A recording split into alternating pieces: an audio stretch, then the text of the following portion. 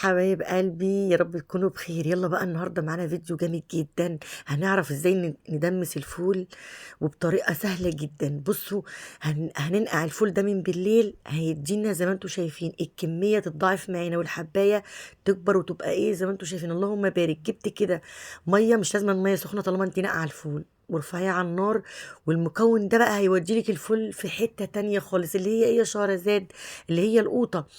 هي بس احنا مش هنحتاج غير 3 حبات قوطة على نص كيلو الفول. تمام. هنقطعهم كده ونحطهم مع الفول، وهنغطي عليه وهنتركه خالص من دماغنا. ازاي يا شهرزاد؟ ناس بتحط عدس وناس بتحط، لا لا لا، مفيش الكلام ده كله. هي بس جربيه كده بالطريقة دي، هيعجبك جدا والله العظيم، وهيبقى جميل.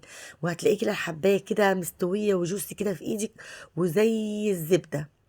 تمام كده احنا رفعنا الفول بتاعنا على الولعة. قعد حوالي بعد ما كنت نقعاه من بالليل ساعتين ونص على الولعة طبعا، بس ولعة هادية.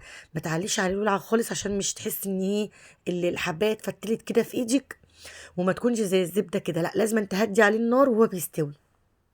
تمام. يلا بقى كده يا حبايب قلبي، هنترك بقى الفول على جنب، هنعمل دلوقتي طريقة الكفتة اللي بالرز، بس بطريقة تحفة. كملي الفيديو للاخر يا حبيبه اختك عشان نشوف الطريقه اتعملت ازاي وباسهل طريقه. جبنا نص كيلو لحمه ما فيهوش دهون، وجبنا ربطه كزبره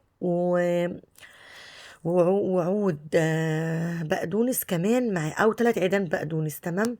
وجبنا بصلايه صغيره وقرن فلفل، والتوابل بتاعتنا كمون وفلفل اسود وتوم بس، فقط لا غير، وملحي زي ما انت عايزه. عملت ايه يا شهرزاد؟ اول حاجه جبت الرز، نص كيلو رز.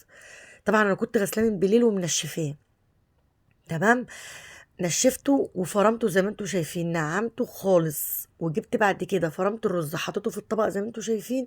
وجبت اللحمه حطيتها في الكبه. هنفرم اللحمه لوحدها والرز لوحده. ليه يا شهرزاد ما حطيتش كله على بعضه؟ لا، ما ينفعش، لازم الرز تفرميه الاول، لان الرز بيتكتل في قلب المفرمه فمش هينفع. لازم تفرمي ده لوحده وده لوحده. المهم كده خلصنا كده الرز وخلصنا اللحمه. تمام. وقلبنا كله في بعضه ورجعنا تاني حطيناه في الكبة. احنا هنفرم اللحمة والرز ده مرتين. تمام.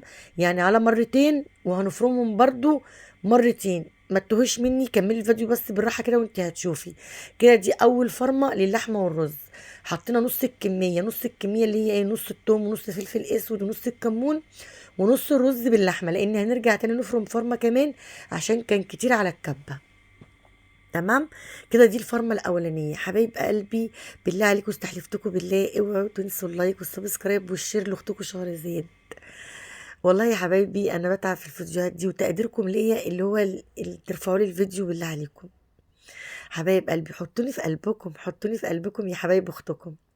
بصوا بقى كده، حطينا الفرمه التانيه وحطينا التوابل بتاعتنا، نص اللي احنا سيبناه والثوم، كل حاجه نسيبنا نصها حطيناها في الفرمه التانيه. تمام. انت عايزه تعملي نص الكميه دي، اعمليها. بصوا المكون دون بيودلكوا برضو الكفته في حته تانية. ازاي يا شهرزاد؟ دول شويه شعريه، شويه شعريه اللي احنا بنعملها في الرز، عارفينها؟ حطوها على قلب الكفته، صدقوني هتوديها لكم في حته تانية. كده كده احنا خلصنا كده الكفته كلها زي ما انتم شايفين. فرمنا نص كيلو الرز على نص كيلو اللحمه، على ربطه كزبره، على بصلايه، على 5 فصوص توم زي ما انتم شايفين كده، والتوابل بتاعتنا وشويه الشعريه. كل ده حطيه. بصوا حبايب قلبي، ده الفيديو بتاعنا وده الفول ودي الكفته. كل ده دلوقتي هكيسه واحطه في الفريزر، واسيبكم على خير. واوعوا تنسوا الشير واللايك لاختكم شهرزاد بالله عليكم. واشوفكم على خير في فيديو جديد، ومع الف سلامه.